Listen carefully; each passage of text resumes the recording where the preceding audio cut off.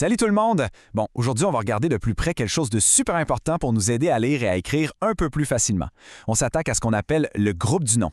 Et honnêtement, pour bien le comprendre sans se casser la tête, le meilleur truc, c'est de l'imaginer comme une famille très unie. On y va?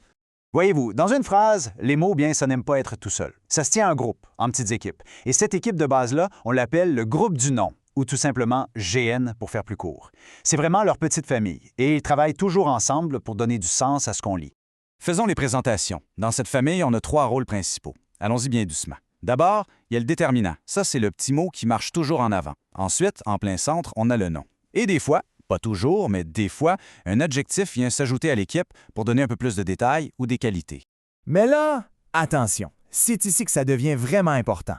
Dans cette famille-là, le nom, c'est le chef. C'est lui le vrai boss, c'est le mot le plus important de tout le groupe et c'est lui et littéralement juste lui qui mène le bal et qui donne les ordres aux autres.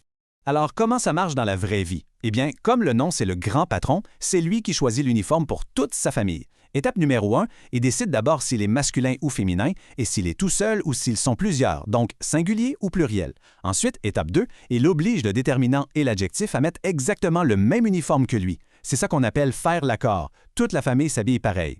Regardons ça en action avec des petits bouts de nos textes sur l'environnement. Du côté gauche, le boss, c'est le nom phénomène. Il est masculin et singulier. Donc, son équipe, les mots 1 et environnemental, enfilent vite le même uniforme, masculin singulier. Maintenant, à droite, le chef, c'est le nom conséquence. Lui, il est féminin et pluriel. Et là, on le voit super bien.